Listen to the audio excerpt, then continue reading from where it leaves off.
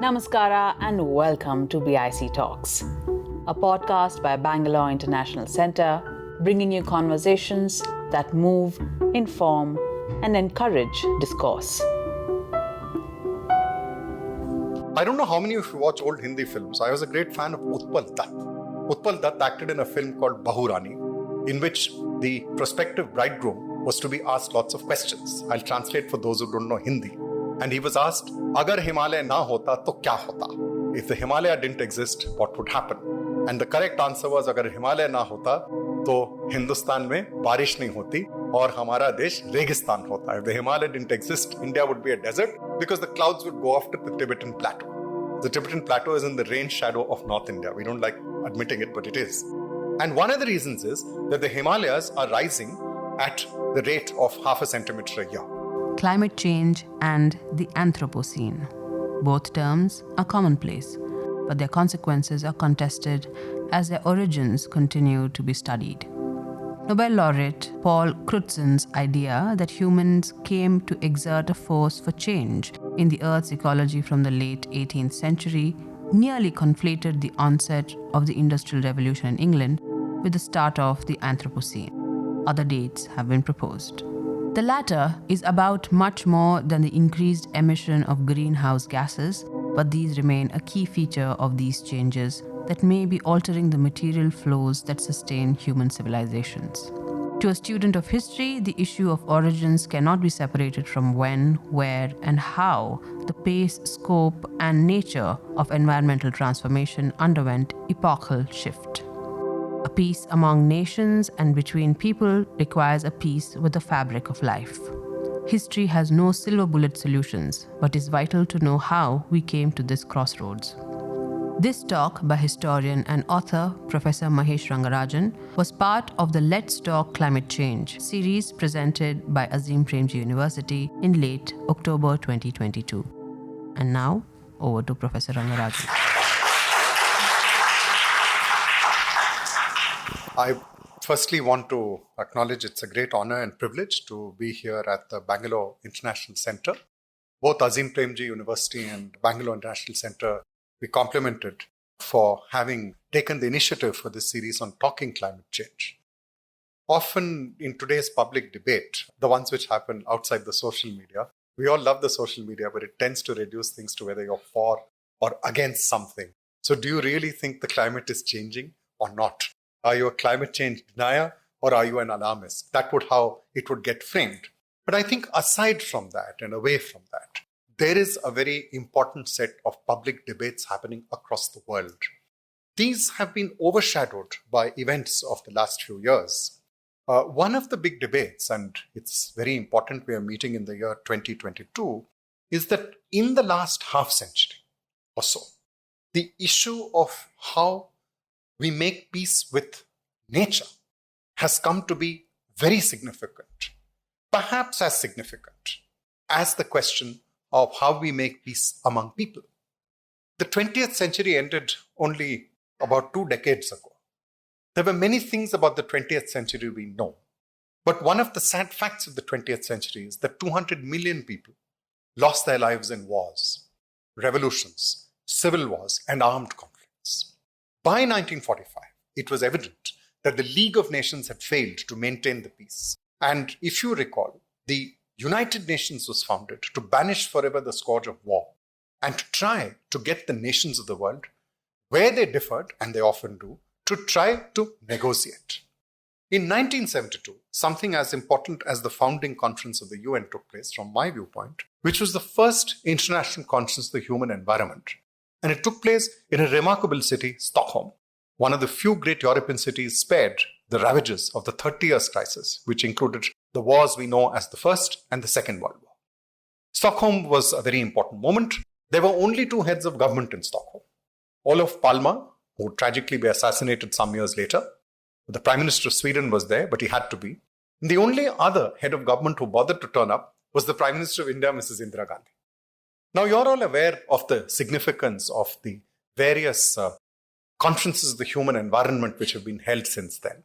Johannesburg, Paris, Copenhagen, and several others. But I think it's significant that when we talk of this notion of a peace with nature, we can't de-link it from the question of peace among people. Look at events over the last few years which have, in a sense, put the issue of climate change on the back burner. You can't today look at the news without hearing about the progress, if that is the word, of the conflict in the Ukraine, the war between Russia and the Ukraine, which in part is also an undeclared conflict between Russia and the United States and its allies. One consequence of this is that in the US, there is much more emphasis on developing fossil fuels to make America self-reliant. We associate this with its former president, Donald Trump, who was very clearly a climate change denier. And we do not associate it with the present president, Mr. Biden, whose party, among other things, in its campaign to win the presidency 2 years ago, embraced the idea of what they called a Green New Deal. But right now, that's moved a little to the back burner. We're back to looking at coal, fracking, much more emphasis on fossil fuels. It's a similar picture in Europe. Germany, which led the way in phasing out nuclear power, in giving renewables enormous significance, now finds that it is moving away from a reliance on natural gas supplies from Russia. Natural gas is a cleaner form of energy than coal or oil, but it's moving back to fossil fuels. There is a lot of debate about the role of India and China, and I'm sure you'll all agree that both countries have taken huge steps to increase renewables. But both, for various historical reasons, continue to depend and will continue to depend for the foreseeable future on coal and oil. We therefore are in a situation where the international competition between states leads them to acknowledge the significance of climate change. The last conferences which were held, the last one was in Glasgow. There's one beginning in Sharm el-Sheikh. In fact, the timing of this talk is it's around 10 days before the COP27, which is to be held at Sharm el-Sheikh. But I think we would all agree that at this moment, the divisions between the different nation states are so deep that it's difficult to see the kinds of objectives that were laid out in Paris being fulfilled. Forget about keeping the extent of rise in global temperatures within 1.5 degrees. We are not even sure if 2 degrees will be possible, let alone net zero by 2050, for which carbon emissions of today, I'm quoting the UN reports, would have to be halved. It's looking very difficult to attain that. This is why I think history matters. Let me share with you an anecdote. During the PhD, you tend to spend some time reading the newspapers. And in the days before newspapers were on the web, you read the physical paper. I still do. It's a fascinating ad which I should have kept. It said, you're in the army as a major. Your unit is under fire. The radio is not working. Help is far away. 3 men are wounded. And you're running out of cover. The enemy is advancing. Do you really think an MA in history will help now? I don't remember what it said, but I'll try and give you a sense. And it's an MA in history will not help. It won't help you get fresh ammunition. It won't help you contact headquarters. It won't tell you how to give succor to the wounded or stop the adversary. But what it will do is to train you how to think. And it went on to say that the army is looking for people who are fit, but we're looking for men and women who know how to think. And one of the advantages of the historical craft, surely, is that it is about stories. And these are stories with a purpose. They are stories which are grounded in the reality of today. We know where we stand, but how did we get here? What are the various turns in the road which led us to this particular crossroads? We all know we live in epochal times. They're epochal because since 1945, there has been no worldwide conflagration. The period from 1945 to 73 was a golden age of economic growth. The great historian John McNeill has argued that it's after 1945 that we saw something which economic historians call the Great Acceleration. A surge not only in human numbers, but a surge in economic growth. So if you look at the 20th century to come back, the number of people on Earth at the beginning of the century and later was vastly different. There were 4 times as many people living on Earth by 2000 as they were in 1900. But if you look at economic growth, the world economy was 14 times the size it was in 1900. This economic transformation was unevenly distributed. We all know that. But what is also important is this marvelous transformation of economies not only produced wealth, it also produced waste. So the 20th century was also a time when humans managed to take new technologies to places and levels which it had never reached before. There are many debates about the Anthropocene, when it did and did not begin. And I'm aware that in 1995, the Nobel Prize-winning chemist Paul Crutzen was to go on to argue that the Anthropocene is a specific historical epoch. It's not an era, it's not a period, it's not a few centuries, it's an entire epoch. And this epoch, he said, is defined by humans acquiring the power of a geological force. I don't know how many of you watch old Hindi films. I was a great fan of Utpal Dutt. Utpal Dutt acted in a film called Bahurani, in which the prospective bridegroom was to be asked lots of questions. I'll translate for those who don't know Hindi. And he was asked, Agar Himalaya na hota, to kya hota? If the Himalaya didn't exist, what would happen? And the correct answer was, Agar Himalaya na hota, to Hindustan mein barish nahi hoti, aur hamara desh Registan hota. If the Himalaya didn't exist, India would be a desert because the clouds would go after the Tibetan plateau. The Tibetan plateau is in the rain shadow of North India. We don't like admitting it, but it is. And one of the reasons is that the Himalayas are rising at the rate of 0.5 centimeter a year. I just saw a young man wearing a monkey cap, and I was telling Professor Nagendra that it's nice to see people wearing monkey caps, because whenever I do in winter in Delhi, everybody, even small kids, laugh at me. I see no reason why they should. But one of the reasons we wear monkey caps in North India is that the Himalaya also has an effect on the heat and cold cycles of North India. And I think it's very important to remember this notion of geological force is comparing the human impact to the kinds of forces that have created the Himalaya when these huge tectonic plates clashed of India with the rest of Asia. What is the idea then of humans acquiring this kind of force? When did we acquire it and how? And the conventional date, which Crutzen suggested, no prizes for guessing, is the late 18th century. Sorry to take you back to school textbooks, but in the 1760s, 70s, 80s, there's this cluster of changes which takes place in England. There's James Watt.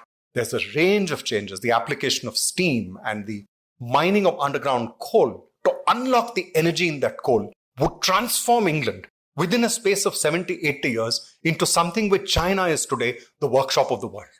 So wherever you were in the world, after 1815, the seas of the world were ruled by the British. Britain was the world's first superpower. From 1815 to 1945, it ruled the waves. We just went through the coronation of an English king, and we have had 2 prime ministers. And that song, Britannia, Britannia, Britannia rule the waves. It actually meant something. What we tend to forget is that empire was to be powered by coal. And the control of coal would be particularly important because the British were the first people on earth, or the English rather, to mine coal from underground. Why were they the first to get there? The conventional story we all heard, which I'm sure you know, is because of this cluster of inventions, capital, technology, innovation, and so on. That's true. But if you were to look at the world of 1700, you could be forgiven not to be expecting such a transformation to happen in England. As you're aware, in 1700, China and India accounted for 50 to 60% of the world's GDP. If you looked at manufactures, India accounted for about 25%. Southern China was an area where people had burnt coal for centuries. There's remarkable work by Ken Pomeranz called The Great Divergence, which shows us that in China, they did not have the kind of labor shortages and energy shortages that England had. So there's a cluster of secular factors which got together to put England in front. It wasn't preordained. The other, which is a very important point about coal, is that in the 1830s and 40s, when coal really begins to spread within the British Isles, in the United Kingdom, not just in UK, but also in parts of Scotland, people who had the capital preferred coal. Not because it was cheaper, but it was easier to control labor. Remember, this was a time of very intense conflicts between those who owned capital and workers. This is long before many of the welfare measures we associate with industrial capitalism had come into play. Remarkable new work by Andreas Malm shows that though water power was actually cheaper, it would have involved huge investments in housing, which nobody was willing to make, or at least the people with money were not willing to make, and they opted for coal. So, we are living through a period when you have large factories, which employ far fewer people than they would have 10 or 20 years ago, because they're so mechanized. Well, that process really begins in a very major way in the 1830s and 40s in England. So British power is built on coal. And this coal-fired empire extends itself through the Mediterranean and North Africa into Southeast Asia. It was powered, and it's very crucial, not just by coal, but by human muscle. Prior to fossil fuels, our sources of energy, the human sources of energy, came from human muscle and animal muscle power. To some extent, they came from wind and falling water. But human muscle power was crucial, remember, in wars. In the First World War and the Second World War, the side which won was the one which had more energy supplies. One of the reasons for the defeat of the Germans when they went into the Soviet Union and overextended across Europe is that they were running out of oil. What is not often known is that even as late as 1941, the largest invasion in human history, 3 million men crossing the borders, 22nd of June 1941, Operation Barbarossa, Hitler's audacious attempt, which failed to conquer the Soviet Union, Russia in particular. They had 3 million men, and please don't forget, 750,000 horses. And anyone who reads the stories of the Eastern Front, the stories of human suffering, are equally matched by animal suffering. So horses remained very important in European economies even as late as the 1940s. In the United States, there were more horses being used in the 1920s than there had been in the 1880s. One of the reasons is this technological transformation wasn't absolute. Coal coming in did not mean the end of human muscle power and animal muscle power. They continued for a while. Oil comes in a very major way from the early 20th century. The British Empire, as we know, faded after 1945. It took a lot of hard knocks in the First and Second World War. And the sun began to set on Britannia, and Britannia ceased to rule the waves somewhere in the 1940s. So the coming of independence to India and Pakistan, a year later to Bangladesh and to Sri Lanka and Burma, would be followed by the retreat of the British Empire from large parts of Africa, particularly in the 1960s and eventually in the 70s. But from the First World War on, we get a new very important power which has a much larger environmental footprint. The remarkable work on it by Richard Tucker, the title itself is beautiful. It's called Insatiable Appetite. Now, I'm sure everyone here is familiar with American products. Hamburgers, chewing gum, tinned fruit, cocoa. Yes, the Americans also consume cocoa, coffee, tea. This book shows how the tropical world is transformed by this enormous American appetite. In the 20s, the symbol of American life would become the first mass-produced motor vehicle in history, which was affordable at a price which the middle class could aspire to, the Model T Ford. Anyone and everyone here probably has used some motor transport to come here. Well, I'm not a great fan of Henry Ford. He's not a very nice man, is he? But sometimes people who are not nice leave a mark in our lives. The basic design of the car you and I came in is based on him. It's got an axle, it's got wheels, it's got an internal combustion engine. And the rubber for those tires came from West Africa, particularly from Liberia. And the rubber was made into tires by a Firestone company. If Americans went into the supermarket, they would buy bananas. The United States doesn't grow bananas. Small number in Florida, not the ones they like. It was the Honduras, which was run largely by the United Fruit Company. So the United States pioneers a new kind of domination, which is empire without colonies. And it's very crucial that between 1908 and 68, US consumption of oil, the extent to which the American economy is dependent on oil, goes from 8 to 68%. So if Britain was the first coal-fired global empire, the United States was the first oil-fired global empire. I repeat, there was nothing preordained about these countries coming here. With some changes in our narrative, what applied to the Industrial Revolution in England could apply to parts of Scandinavia, could apply to Germany, could apply to France, and could eventually apply to Russia and parts of Eastern Europe. Japan was a latecomer in the 1870s to the Industrial Revolution. One of the very important features about the Industrial Revolution is that it opened up a yawning gap between the countries which were industrialized and those that were not. One of the advantages of studying in Oxford is I had a very interesting college supervisor who went by the rather unlikely surname of Darwin. And he got fed up of students asking him, "Are you actually related to Charles Darwin?" And before you completed, he'd say, "Yes, I'm his great grandson, but I'm not interested in biology." He often quoted a very interesting ditty, which the British liked in Africa. It said, "We have the Maxim gun and they don't." I'm sure you've heard this. The Maxim gun was an automatic repeater gun. But quite aside from that, I think the control of the trade routes of the seas was to be of enormous significance. Look at two very interesting reasons. In the 17th century, the first major sugar plantations are set up in Jamaica. Now, Jamaica, to those who are lovers of cricket, was the home of the great Sir Garfield Sobers. And Jamaica, of course, is famous not for sugar, but another product which sugar helps to make, rum. But the West Indies and the Caribbean, they found very soon, could not support sugar without slaves.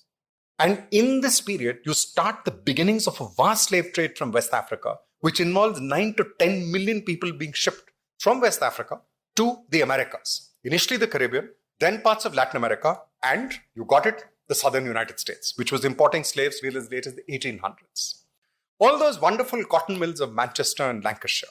One of the things I recall of my school days, which Harini fortunately didn't talk about, is that in the 1970s, we went to a very nice missionary school where, among other things, there were things which are now exterminated, thank God, like caning, hitting with a ruler, and we actually had a teacher who specialized in throwing dusters at us. I'm happy to say she always missed because we ducked before the duster hit us. I sometimes wonder what if the duster had actually hit one of us. I'm afraid we lived in a day when our parents might have said that, you must have done something naughty. I'm sure it's not the teacher's fault. It's a very different world in the 21st century, and thank our stars for that. But one of the things I remember about geography lessons with Mrs. Nazareth, God bless her soul, is that she always said, don't believe what's written in the textbooks about Lancashire. Lancashire was not a center of cotton manufacturing because it was damp and it was easy to weave it. It was important because they got cheap cotton. They got the cotton cheap from countries to which they sold the textiles. And one of the places they got the cotton cheap, not to be forgotten, was what is today the United States of America. The United States of America, particularly the South, so important in American politics today, was a source of raw cotton which was grown by slaves. Now, we all know in the 1860s, there was the American Civil War. Lincoln led the Union to its victory and to the emancipation of the slaves. What you may not know, and as a historian I should bring out, is that that period, 1860 to 65, was an incredible heaven-sent opportunity for cultivators, farmers, traders, transporters across Western India. This is a period when there was a huge expansion of the acreage of cotton. It was possible to export cotton from India to England. And this raw material brought back lots of money. So there's something called the cotton boom. And many of the families which went into industry later made money in the cotton boom. As with all booms, it ended because once the Civil War was over, the supplies resumed. And it was possible to get American cotton to the British manufacturers, and Indian cotton went through a downslide. I'm emphasizing this because I was very struck. Professor Nagendra referred to three major changes: the collapse of biodiversity, the expansion of chemical contamination and pollution, and climate change. You find all of these beginning to be very significant in the 19th century for the first time on a global scale. And the British Empire plays a very critical role in enabling the unification of markets across the world. Britain ruled, one tends to forget, 25% of the land area of the earth. As of 1918, it was the largest empire the world had ever seen, which was reasonably stable for 50, 100, 150 years, depending how you count it. Within this empire, it's very crucial. It was possible to move commodities around, even to places which were formerly not part of the empire. The other major transformation comes about from the 1840s. Britain, along with other countries, was very upset with the Qing rulers of China, who were shutting out and trying to stamp down something as pernicious as the drug trade, the opium trade. Those of you who are familiar with the remarkable trilogy of the great Amitav Ghosh, it's a remarkable book, The River of Fire, and he shows us the significance of merchants. One of them is a very important Indian Parsi merchant, of course a fictional character, who are deeply invested in the trade. So there's opium grown in India, taken into China. Opium is a remarkable product because supply creates demand. And China, they assist in the creation in China of the world's largest population ever of drug addicts. And when the Chinese government comes in and tries to stop it, there are a series of wars, two huge wars, the opium wars. The Chinese market is opened up. But just keep an eye on this, the triangular trade. Indian opium marketed in China, taken by British ships, British insurance companies. The Chinese tea taken to Britain, Kappa tea, that's where it began. It began earlier, but it became popular then. And the same ships come back to India with British manufacturers. Now, it's very, very critical. This period of the 18th, 19th century, the pivot of the world transforms. And the transformation of that pivot was not because of the inventiveness, the genius, the enterprise, the technology, none of it should be denied, of a handful of Northern European countries. It was also because many of these countries controlled the terms of trade with others. That figure, 1700, Indian textiles, remarkable new work by Prasannan Parthasarathi with the title, Why Europe Got Rich and Asia Did Not. So one-line argument, perhaps he exaggerates, but why not? It is that tariff controls came in as early as the 1720s, 30s, 40s, preventing Indian textiles from entering European markets. And the tariffs which could have assisted India from the 1760s went down as Britain took control of larger parts of India. So this yawning gap which we get, India, China, Asia with Europe, actually opens up in the 19th century. Now, how is all this possibly important to climate change? Let me go back to 1972. I began by saying that there were only two heads of government who were present. One was the Prime Minister of Sweden, Olof Palme. Socialist. Sweden had not fought in the First or the Second World Wars. The last time Sweden fought in a war was in 1711. And believe it or not, they invaded Russia. It's a very vast empire, the Swedes. What they are today is a shadow of their former self. Sweden in the 1970s had for many years a social democratic government which boasted some of the finest welfare regimes on earth. It's the only first country in the world, by the way, where not only women, but men get leave when the baby is born. But the Swedish had a sub-clause which says the man on paternity leave, if they don't do housework properly, you can be reported, can not only be called back to work, but they can dock the pay which they gave you. This is very interesting. And Palme's Sweden was a country where the environment and nature were very important to the notion of a Swedish identity. Sweden had distinguished itself by staying away from the Great Cold War between the US and the Soviet Union, did not join either military bloc. For many years, it was one of the very few European countries which supported the struggle against apartheid in South Africa. The other leader was Mrs. Indira Gandhi, and her speech is very relevant to the big debate on climate change today. She argued in her speech that poverty is the greatest polluter. Now, this statement is often taken out of context and used to argue that the Prime Minister of India said poverty is the greatest polluter. She did. But if you look at the whole of that passage, she goes on to argue, how can you protect a forest and the animals that live within it if the people who live on its fringes come in conflict with those animals? The only way to conserve the forest, she argued, was to bring those people aboard. Now, these are not policies she always adhered to, but for once she was saying the right thing. She further went on to take a stand on something of enormous significance in the climate change debate and in the environmental debates of the 1970s. What was at the root of the environmental crisis? The answer was simple, according to many scholars in the West, two of whom stand out for the title of their book, The Population Bomb. Paul and Anne Ehrlich, very great scholars. They later revised their views, and all credit to them. They argued that the problem of the environment was an issue of population. Ehrlich had gone so far as to write in his book that he went to the streets of Kolkata, to such an offensive paragraph it was deleted by his publishers later, and he said, wherever I looked, there were people, population, and so on and so forth. So Mrs. Gandhi took this view head on and argued that the citizen of a North American or European country consumes far more energy, has a much larger impact on the global environment than a citizen of a developing country. And she went on to say that the developing countries did value the environment. But in order to tackle the issues of the environment, they needed access to modern science, modern technology, and to the funds to tackle this crisis. She was not alone. The Chinese, who at that time did not have very good relations with India, we did not even have diplomatic relations, the Chinese delegate made an even more interesting statement. It's a very oft-quoted statement. Like a lot of things, the Chinese say it's a parable. You can read whatever you want into it, but I'll share it with you. It said, of all things, people are the most precious. There's something very significant happening here. The developed and the developing world were not dividing on ideological lines of capitalism and communism. It was not between democratic government and one-party state. It was not between the market economy and the planned economy. It was not the Cold War kind of divide. It was what would come to be called the North-South divide. And one of the dimensions of the North-South divide is the developed world argued that the root of the problem is population growth. And no prizes for guessing, 40% of the people who live on the earth are in China and India. South Asia, that is the SAARC countries, have more people than China. For historical reasons, which I can't go into, the valleys of the Huanghe, the Yangtze-Kiang, the Mekong, Brahmaputra, Ganga, Indus are the most densely populated places on earth, for reasons I can't get into right now.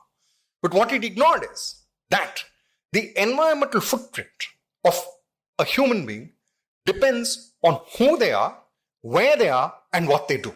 To paraphrase from the great Amartya Sen famously would argue in the 80s that famines do not occur because of a shortage of food. There may be a shortage of food, but there are famines which have occurred when there's an abundance of food. He said the problem is the absence of entitlement.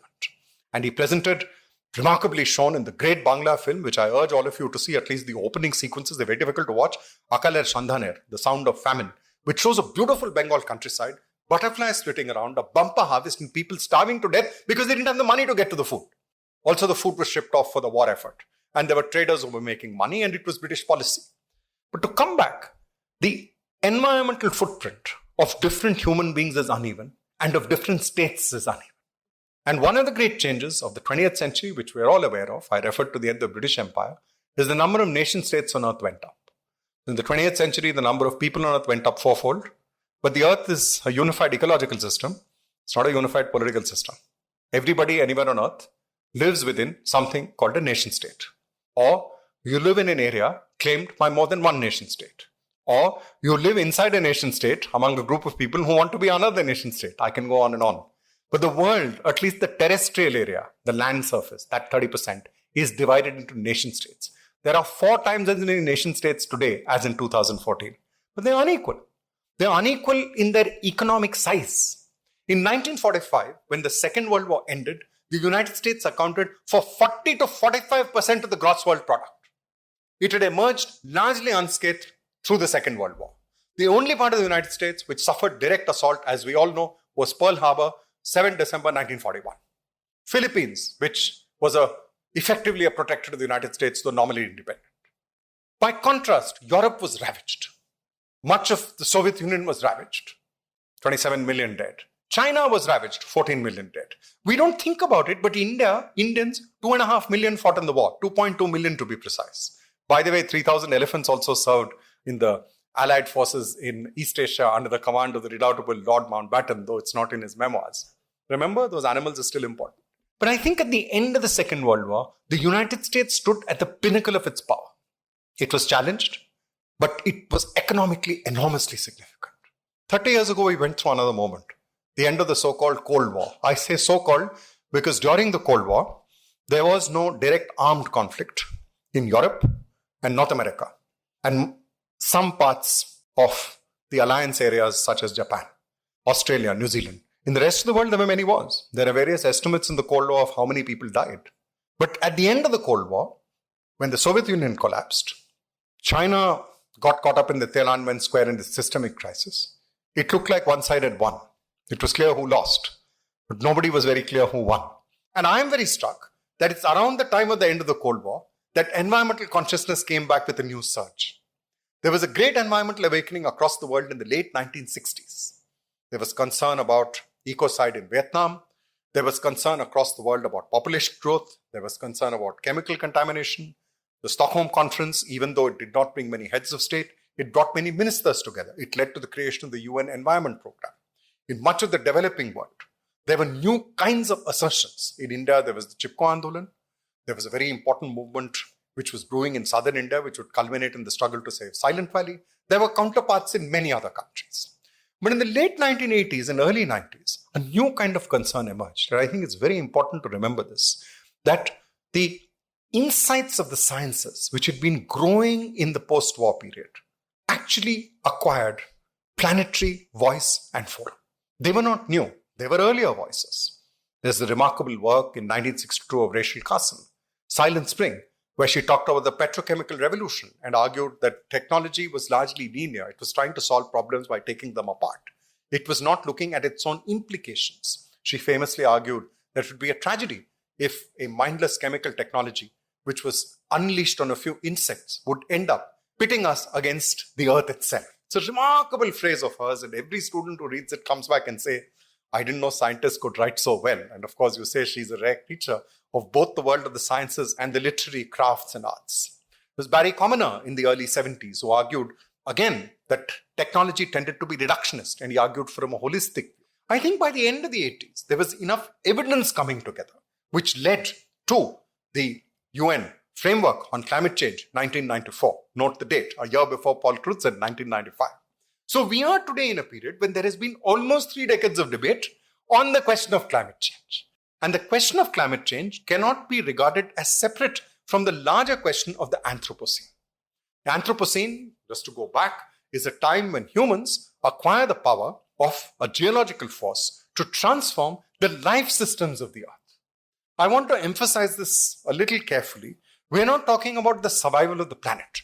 The planet is 4 billion years old. It will outlast whatever folly or games humans may play. We are talking about life systems on the planet. The life systems on the planet consist not just of the atmosphere, the lithosphere, the hydrosphere. Hope I haven't left anything out. Well, I have, haven't I? The atmosphere, lithosphere, hydrosphere also consist of its diverse life forms. There are various estimates. How many life forms are there on Earth? Earlier they said 1 million, then they said 5 million, then they said 10 million. The wag in me says, hey, but you just told me there's a biodiversity crisis, but you guys are keeping on discovering new species every day. I was horrified to read in a book by E.O. Wilson, and my students are even more horrified. In a book of his on page 2 or 3, he says life exists everywhere. Brace yourself. There are 14 species of mites which live under our eyelashes. I hope that doesn't exclude anyone in this room, because if it did, it would mean the ecosystem's not functioning. But I think this great dying, the snapping of the various links on the earth, was also part of this economic and political transformation. I'm sure all of you in this room have heard about the biodiversity crisis, but I'm sure even your best friends in the room have seen one of the versions of Jurassic Park. It's a very famous film. It's even been made in Tamil and Telugu and Mandarin. And I think it's done more to popularize dinosaurs than all the work done by paleontologists. It's a different matter by how accurate it is. But it's significant that the idea of Jurassic Park, extinct species coming back to life, is so popular in art, culture, cinema. I meet 3-year-olds who are quite amused that I don't know the full form of T-Rex. And they tell me, Uncle, it's called a dinosaur. And of course, when I ask them, what does it do? They all roar at the top of their voice and I pretend to be scared. And then they do it again and again and again and again. But isn't it paradoxical? We're so fascinated with creatures long extinct, just at the time when we're living through probably the largest episode of extinctions which has occurred in many epochs. There have been 5 major extinctions. We're probably living through the 6th. Many of these extinctions also were powered not just by population growth, but by specific economic, technological, and capital transformations. One of the big transformations, very difficult for us to grasp, is what has happened to the world's oceans. Between 1500 and 1800, and again 1800 to around 1970s, so vast hunting of the greatest mammals that have ever existed in human history, the whales. Many of them were just hunted out. By the 1970s, it was possible to open a Time magazine and mug up. You know, it's nice, those days we liked mugging up things. Before the internet, everyone was really impressed. Now nobody is. They just pop up and say, hey, you got it wrong. It said, do you know that 3 whales are killed every hour? And I think this huge transformation of whale blubber into industrial product, I emphasize, was part of the manner in which the oceans were tapped for this huge economic expansion. The other, which is well known, is the great onslaught on the forests of the world, particularly after 1945. This, of course, gathered a lot of force during the Second World War and took on more later. So where are we today then? I began by saying that history will help us to know where we are, why we're here, and it might give us an idea of where we ought to go. And there will be differences on where we ought to go, and much more than that, on how we ought to get there. So the nations of the world, which agreed to prevent the scourge of war, have succeeded in preventing another nuclear war. It's not a minor accomplishment. Another nuclear war would have led to the annihilation of civilization as we know it. And since the environmental crisis is all often about despair, desolation, bad news, let me share some good news. One of the great changes between 1987 and now is that 85 to 87% of the nuclear weapons on Earth have been decommissioned. The end of the Cold War led to a historic pact between the United States, Soviet Union, later Russia, which they have so far held to. This is a very important transformation. The other is that the same year, 1987, was the year of the Montreal Protocol. One of the great changes in the Anthropocene, brought about to a large extent by refrigeration, is the release of a very important greenhouse gas, a set of greenhouse gases known as chlorofluorocarbons. It's a very complicated word. We'll just call it CFCs. Well, the CFC is 24 times more serious in terms of driving up heat than carbon dioxide. Good news. Between 1987 and now, the ozone hole in the ozone layer in the North and South Pole have both closed because there was unprecedented cooperation between the United States and the rest of the world, driven by a major American company which had the technology, DuPont, normally one of the bad guys in environmental stories, but in this case, it aligned with the Republican Party, Ronald Reagan, International Science, and they managed to both transfer technology and share the cash. This, however, has not proved possible, I want to emphasize, with climate change. Here, there are fundamental divisions between developed and developing countries, between those who export fossil fuels and import them, those who have the technologies and those who don't. Over the last 50 years, and going back to the energy crisis of 73, one of the big debates has been, how can we move from the fossil fuel age to the solar age? I have to share with you a joke from Punch. I'm running out of time, but it's such a nice joke, I can't forget it. One dinosaur asked another, what comes after death? And the other said, didn't you know? Petroleum. So I think it's very important. The coal and the oil is the result of not to be repeated geological processes. So fossil fuels are also solar powered, but it's packed solar energy. It's something like a vitamin capsule. You know, when you were small, you were asked to have lots of vitamin capsules. Sometimes you went overboard and ate 10 of them, not knowing it's bad for you. Something like that. The release of the chemical compounds embodied in the fossil fuels has happened at such an incredible rate that 75 to 80% of all the greenhouse gases in the atmosphere have been released after 1945. There are estimates that half is since 1990. How do you get off the train? Well, there's two bits of good news. First, all the nations of the world agree that we need to get off the train. Second, the major economies, the United States, China, Europe, India, I may have left one or two out, have pledged dates by which they will get to net zero. There are various dates, 2050, 2060, 2070. Now comes the interesting part. Nobody is quite sure how to get there because there is a conflict between state interests, individual states, and the common interest of humanity. The state system drives countries to compete with each other. In the past, they competed for how large their armies would be. You know the famous Hindi film Sholay, the most incredible dialogue ever in a Hindi film, Kitne aadmi the? How many men did you have? Or how many men did he have? Has been replaced by Kitna koila hai? How much coal do they have? How much oil do they have? How much gas do they have? The other is, this is not simply a problem of technology or a problem of finance. It's also a problem of the way of thinking. If you think of the earth as a living system, which makes peoples, countries, states interdependent on each other, it's impossible to hive off the economic activities that sustain life, livelihood, and even wealth creation and distribution from ecological processes.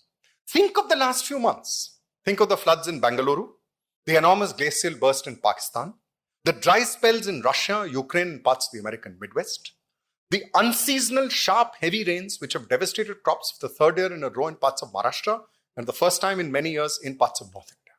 So these changes are part of what is happening in the global system. But what we know about the past is this. Change happens when there is enough pressure, enough popular concern to drive those who are powerful to act. That is how the changes of the 20th century came about. Women moving towards equal rights in society. The idea of people of different genders being equal human beings. The idea that there would be equality irrespective of race, caste, creed, color, the shape or size of your nose, how you cut your hair, who you prayed to or did not pray. The fact that every people had the right to determine their own future. These are not things which could be taken for granted. They came about through enormous public debate, upheaval, and struggle. What does it mean when we take that logic to the idea of a peace with nature? Does it mean equality beyond humanity? Does it mean equality beyond today's generation to the future? Whose generation are we talking about? A 60-year-old human lifespan? Or believe it or not, the Atlantic bowhead whale, which by the way lives 250 years. It could have been a whale which was coasting around in 1780s or still gambolling around in the Arctic Ocean. When we think of these timescales, there's an enormity of it that comes upon us. But the reverse is very crucial. Environmental transformation has been driven by a combination of scientific insight into how nature works, public and popular concern, and public action. And that combination is vital. How do we get there? What do we do? That is a wonderful subject, but it's time to end and maybe reserve that for another talk. Thank you.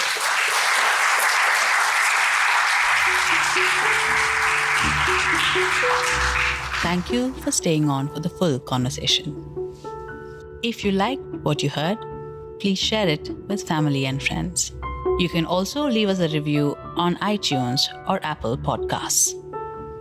The crew that makes these podcasts possible are Gaurav Krishna and Ishan Gupta on sound supervision and production, with support from S. Sarvanaraj and Raghavendra Tenkaila. artwork and design is by Chandani Venkataraman of Crisscross Design Studios. Don't forget to subscribe to our channel on your favorite podcast platform.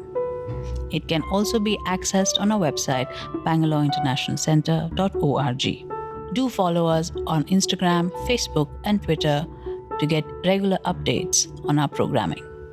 This is Lekha Naidu signing off on behalf of everyone at BIC.